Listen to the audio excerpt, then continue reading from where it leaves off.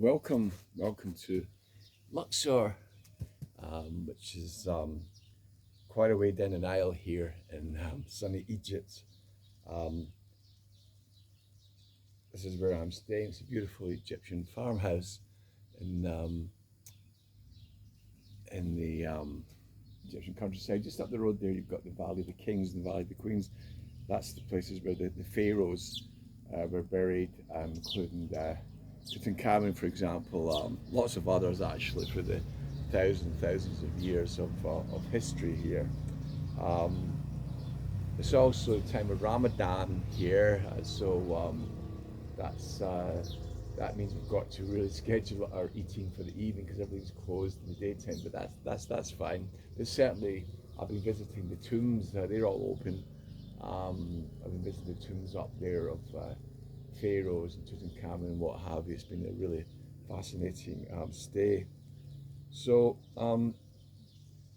just a little reading here from the Book of Heaven, um, in which Jesus expresses his eternal love for us. This is going to April 23rd, 1912. Um, so, this is the love in which Jesus loves us, exists in everything, inside and outside of ourselves. And he wants us to love us in return in order to oblige us more. He reaches the extent of permitting guilt. This is quite interesting, isn't it? He actually uses our guilt to draw him closer to his love. It's a kind of like surprise of love. Yeah. So Louisa, um, this is she's from April 23rd, 1912. She says, finding myself in my usual state, blessed Jesus comes for a little while and says, my daughter, sometimes I allow the guilt in a soul who loves me in order to squeeze her more tightly to me and to oblige that soul to do greater things for my glory.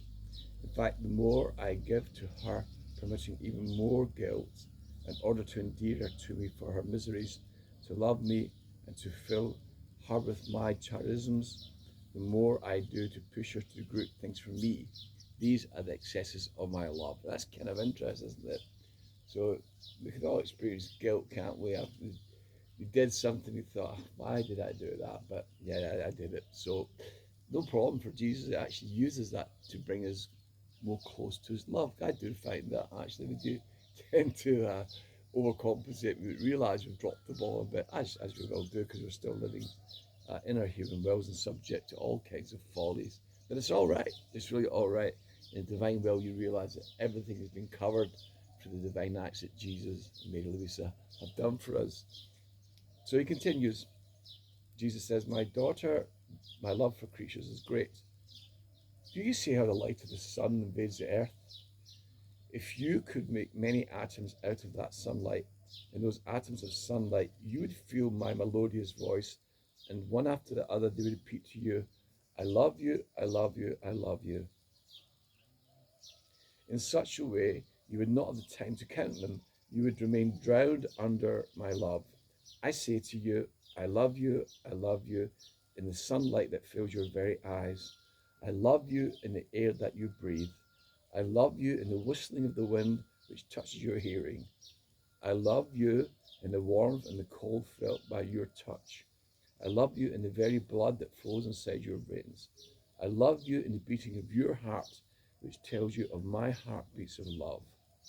I repeat to you, I love you in every thought of your mind. I love you in the action of your hands. I love you in every step of your foot. I love you in every word, since nothing happens inside or outside you without an act of my love towards you. One I love you for me doesn't wait for another, and your I love yous, how many of them are for me?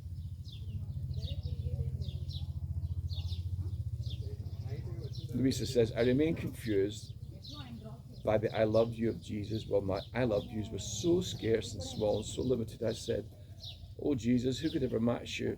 But of what I have said, it seems I have said nothing of all that Jesus made me understand. Jesus added, the divine will, true sanctity, is doing my will and reordering of all things in me.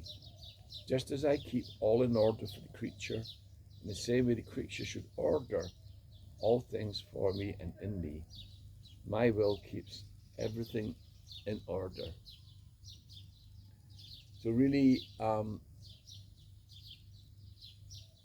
in the doctrine of living a divine will, what really is happening is that Jesus, Mary, and Louisa have divinely performed all of our actions in a divine manner for our benefit, for us to take. And how do we do that? We just say, come divine will, be in my heart. Come divine will, breathe my breathing. Come divine will, speak in my speaking.